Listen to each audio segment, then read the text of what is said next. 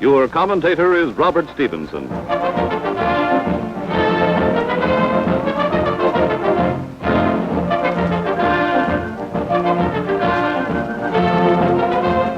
America goes to war.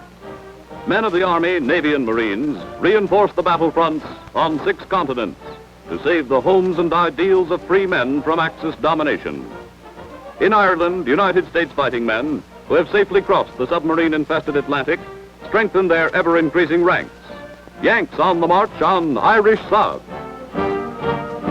The worldwide conflict brings intrepid American airmen to China's heroic fighting front.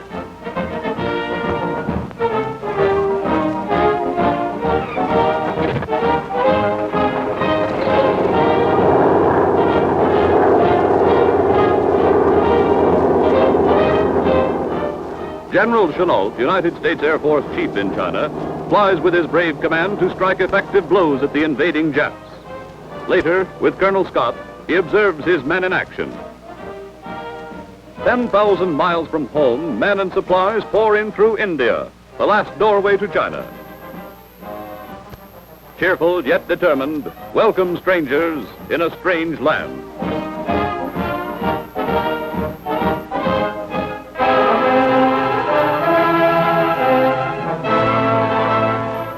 Off the coast of Alaska, jutting sharply into the Pacific and the slate-gray Bering Sea, lie the bleak Aleutian Islands. Here, Jap airmen bomb American soil and ships. Here, our defenders seek the enemy, determined to drive him from American shores. Destroyers guard transports and cargo ships to land troops and supplies on a fog-swept island near the enemy-held Kiska.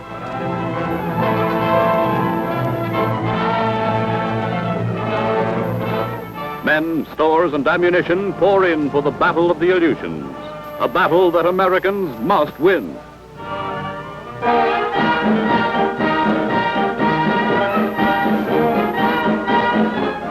American naval guns open up on the Jap-held Solomon Islands.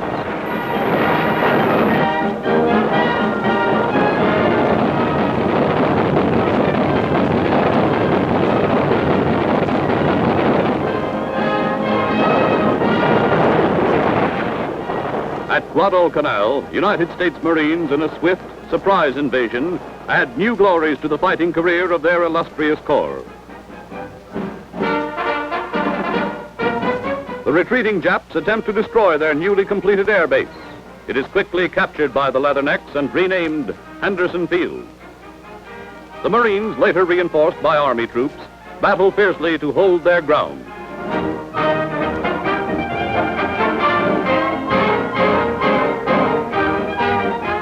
Some of the enemy escape in a hurry. Others get out of the fight as prisoners. History recorded as it happened. The Marines are the first to raise the American flag on enemy territory.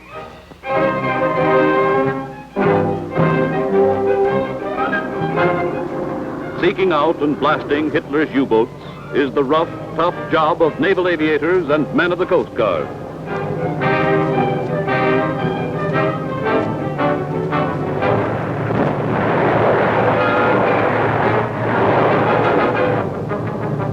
Hundreds of ships, including vitally needed tankers, are hit, burned, and sunk, victims of prowling enemy submarines. American waters become a battlefront. In the Caribbean, more ships run afoul the enemy fire, but greater combat action gets results as convoys steam through to their destinations.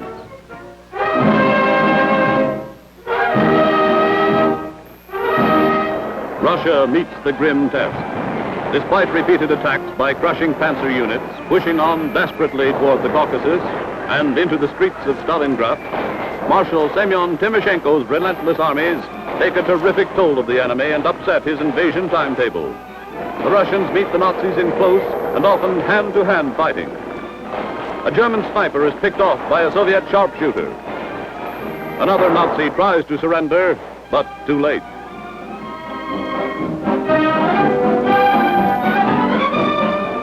Britain's Prime Minister flies to Moscow. Eyes and ears the world over are focused on a conference of historic importance. Churchill meets Stalin behind the walled fortress of the Kremlin.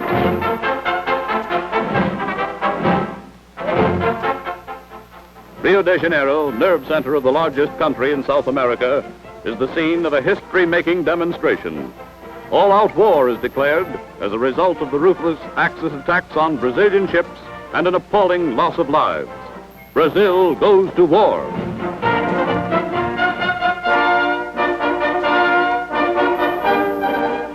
Silk-like mists blanket a lifeless channel as a strong force of fearless Canadians, accompanied by British, American, and Free French, breathlessly await daybreak in the grim job ahead, the job of invading the German-held French coast.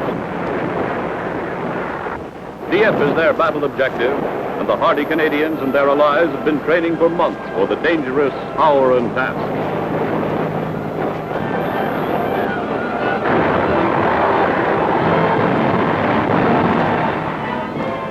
RAF and American bombers soften up inland German positions in a true coordination of land, sea, and air hitting power.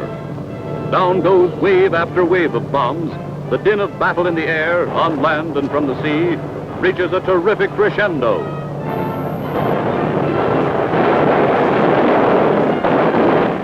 For 9 hours, the Canadians battled fiercely on Nazi-held and fortified soil. They leave the coast of France in flames. Their objective obtained, these battle-scarred heroes disembark for a well-earned rest.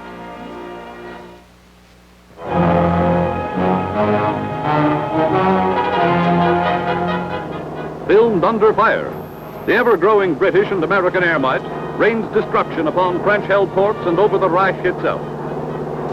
United Nations flyers maintain daylight raids with constantly increasing frequency.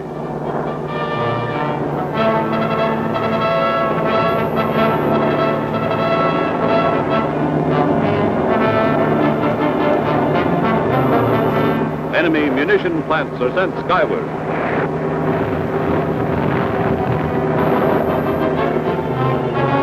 Dock installations and rail centers are hit again and again. Air prelude to the Allied Second Front to come.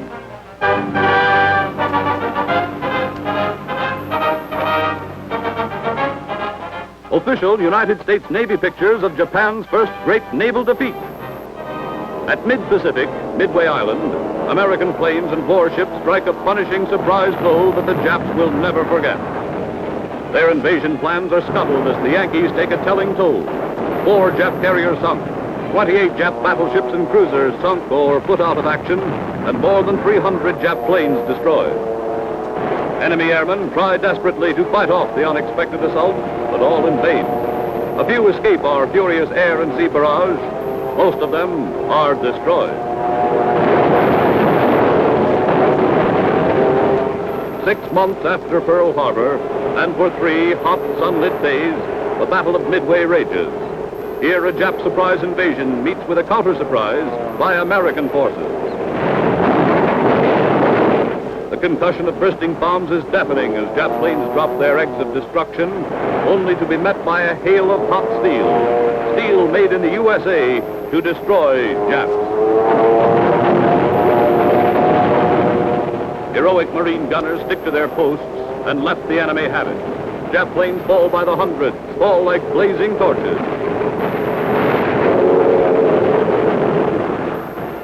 Flames consume the wreckage of other planes that fail to get through. The Red Cross heroically cares for the scorched and wounded. Midway's oil tanks explode, sending forth a curtain of dense smoke that casts a deep shadow over the battleground below. Smoke and burning oil tanks cloud the skies over Midway as reveille sounds on the 3rd day of the struggle. Amidst this scene of destruction and bravery, the Marines proudly raise the emblem of freedom, the flag of victory. Midway was ready. A momentous victory is won.